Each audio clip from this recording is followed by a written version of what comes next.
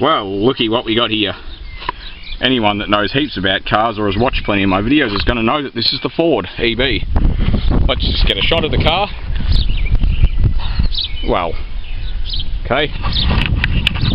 Let's go over to the tie rod end. Looks like a pretty new tie rod end actually. If you have a close look at it, it's all kind of a happy colour and all that if I just get my hand and clean it. This tie rod end's actually done less than it's a lot less than 40, and I think it hasn't even done 25,000 Ks, but I don't know how well you're going to see that. The camera doesn't like focusing on the least, anyway, don't worry, what I'm trying to say. The rubber boots are ruined. You can see that they're split. They started doing that when they weren't even old, so yeah, I don't know how well this is coming out. See, they're all perished and shit, but they're brand new tie rods, they're not even old. So anyway, I'm going to replace the aftermarket road safe tie rod ends, which are absolute shit, with these ones, which are genuine. I've done about, I don't know, 5 or 6 takes, you know, about these genuine versus whatever, but I never uploaded it because they were boring videos and they were shit. But anyway, these are about $40 each. They're well worth every cent. Like, you know, if you can get genuine, use genuine, don't use the aftermarket rubbish, because these road safe ones, the boots are absolute shit. I've used them on cars before and they last 5 minutes. Everything else is sort of reasonably happy. These are actually Nolaphanes, believe it or not. They're just kind of black because they're dirty. This thing is actually going to get shockers at some point because they're soft, and the reason why they're soft is, I don't know if, there you go. Well, hang on, I'm looking for a date actually, but somewhere they do say 1992, so they're original. They're actually, I think they're Monroe, Australia ones. Pretty sure they are. Yeah, they're Monroe. They're the original equipment. Shock absorbers. They've done their time. They've got, you know, a couple of 150 odd thousand Ks on them. You know, how long would you expect them to last? So they're due to be changed. But we're going to do the tie rod ends. I have a measuring tape and I'm going to measure, I'm not really sure where to, probably between the surface of this disc rotor here, because it's a pretty good reference point, and I'm not really sure. I haven't quite worked out exactly how I'm going to do this, but I might measure from the surface of that rotor to something like, I don't know, the step on this, you know, on this tie rod end. Yeah, I think I might do that because that's a pretty good reference. So I'm going to just install the tie rod end and make it the same. Then I'll take it for a short drive, and if it feels alright then I'll do the other side. And it's obviously had a stone in the between the pad and the rotor at some point, because you can see there's this ridge here. That's what that's from. Usually, you know, there's no other ridges, so I don't think it's from pads that are worn out, because usually you get series of grooves, but this is only just from a stone. You do get that, even my Commodore has that. That's what you get for driving in the country. The brake lines look okay, the brakes work well, although they're definitely old. They're not perished, but yeah. So we've got a fair bit coming up for this car. Like I said, at some point it's going to have basically the same treatment as that thing, because, you know, the old shock absorbers are old and they've done their time and they're worn out, soft, and you get that from driving it. It's kind of a bit boaty. Has a little bit of surface rust here and there to clean up. It's by no means damaged the actual sill. It's still solid. It's just paint's chipped off, and yeah, the water gets behind the paint, and yeah, it's just really surface rust. They're not outright bubble rust, which usually means it's completely fucked. But anyway, I'll get it done, then I'll show you guys any interesting bits if there are any. Well, people always seem to have a lot of problem getting tie rod ends undone from these you know, from these stub axles, if you like to call them that. Anyway, they're on a taper. What a lot of people do to get these off when they're replacing tie rod ends is to smack the absolute shit out of these bosses. They smack the crap out of it till it shock releases a taper. And there's nothing wrong with that. In fact, a lot of mechanics do it. But this one hasn't had the absolute porridge beaten out of it, although I can see that it's a little bit... it does have a little bit of a lip where someone's flogged it. But the only reason and excuse you have for beating the Christ out of this is if you are not going to be reusing the tie rod end. So there's no reason to destroy this just because the tie rod end's hard to get off. I mean, you can get pickle fork ball joint separators, but they're a pain in the ass. I hate using those. All I end up doing is removing the brake caliper. Sometimes the stud's long enough to put this end over, but it's not in this case. All I do is put a decent extension on top of the ball stud like that. Then I beat the crap out of the end of the extension. It's not very good for a king chrome extension to beat it so much, but now this one's done lots and lots and lots of Welsh plugs, or core plugs, or freeze plugs, or whatever the hell you call them. And it's fine. It's good quality, so it doesn't just fall apart. But anyway, I'm going to try and set the camera down somewhere here. I don't think this is really going to work that well because the light's absolutely crap and the camera's on a crap angle and stuff. See if I can zoom it in a bit. I'm not sure what's being... I'm not sure how much of this is going to... Oh, there we go. And get the camera to stay there. I'm not sure how well this is going to show up, but I'm going to try anyway. Just sort of line up the extension. Use your finger to keep it on without actually ending up with a blister. Usually you got to hit it pretty hard, but I'm just trying to... I don't want to disturb everything too much. See? Now I was a little bit concerned that I was a bit concerned, if I want to take the camera and zoom out again, I was concerned about the rack end, whether that might actually be a bit sad, but well, as you can see, it's just fine. It's still plenty stiff enough. It's actually a little on the stiff side, but that's alright. When I put the rack boots on, I added lots of grease in the end here. So this was brand new and clean, obviously. It wasn't all crap and dirty like this. But this was all, like I said, spotless. Before the tie rod end went on, I put lots of grease in there, good quality grease, and then I sort of slid the boot over on top of it. So if you want your rack ends to last, grease them. Don't just rely on what, you know, whoever made the rack end packed in there. Pack a lot of grease in around it. It keeps the dirt away from it. If the boot's not an absolutely perfect fit, which in this case it doesn't seem to be, even though that cable tie is tight. So plenty of grease, it'll keep it happy. A lot of these rubber parts these days last 5 minutes, so I recommend, you know, you can get cans of spray grease. Not a bad idea to put spray grease on it. But replacing the tie rod end's a simple matter of just undoing it. Now I've written down on the lid of this toolbox with a pencil the distance between the surface of this disc rotor and a point of reference, which is this step here that's machined for the rack boot to sort of sit on, stop it from sliding either way.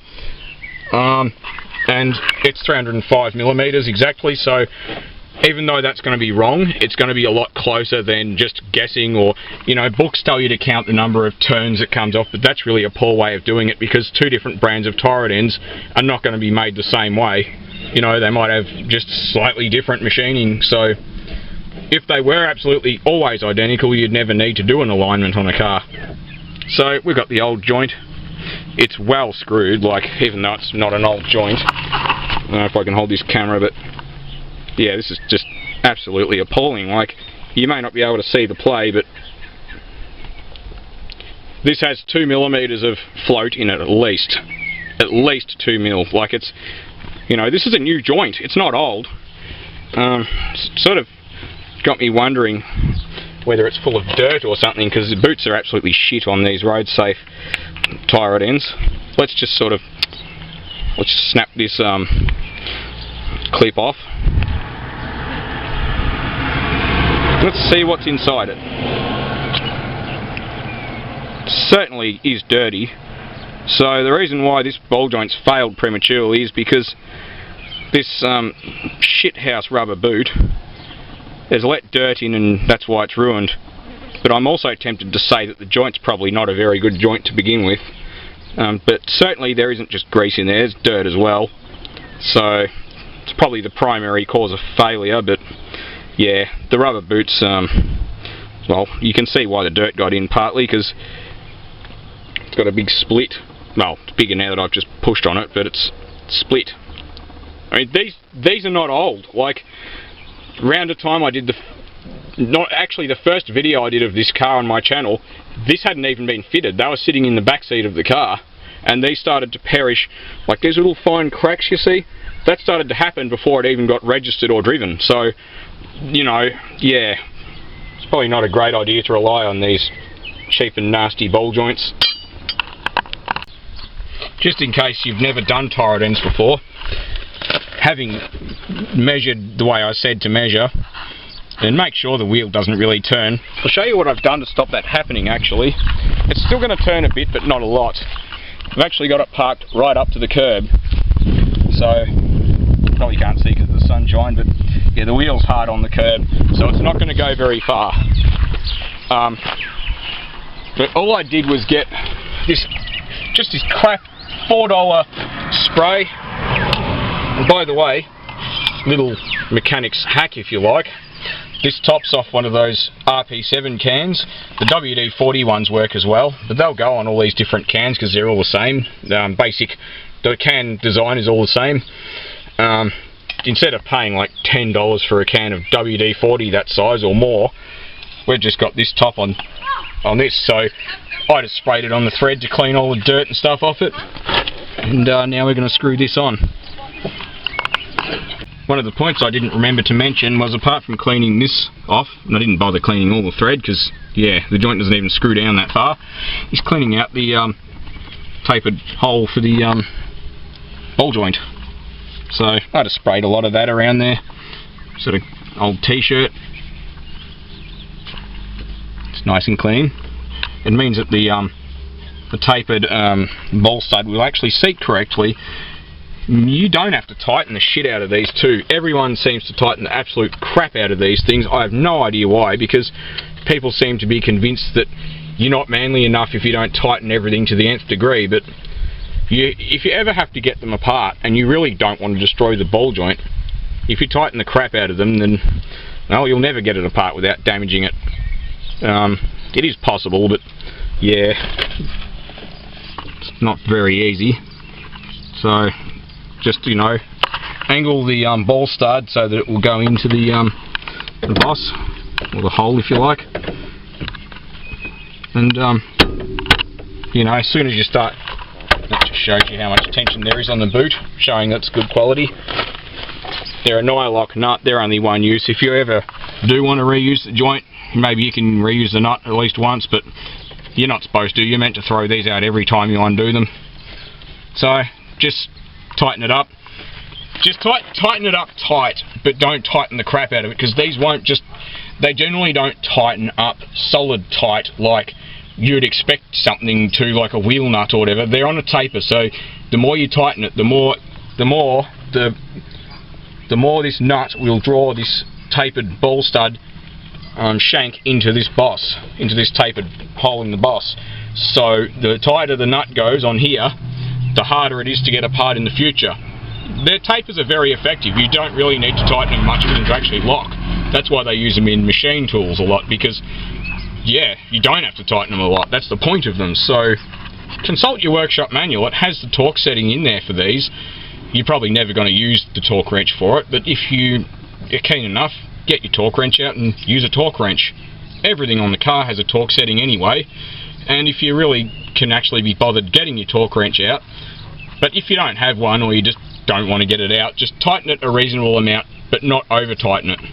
Over tightening stuff is just about worse than, or as bad as not tightening things enough.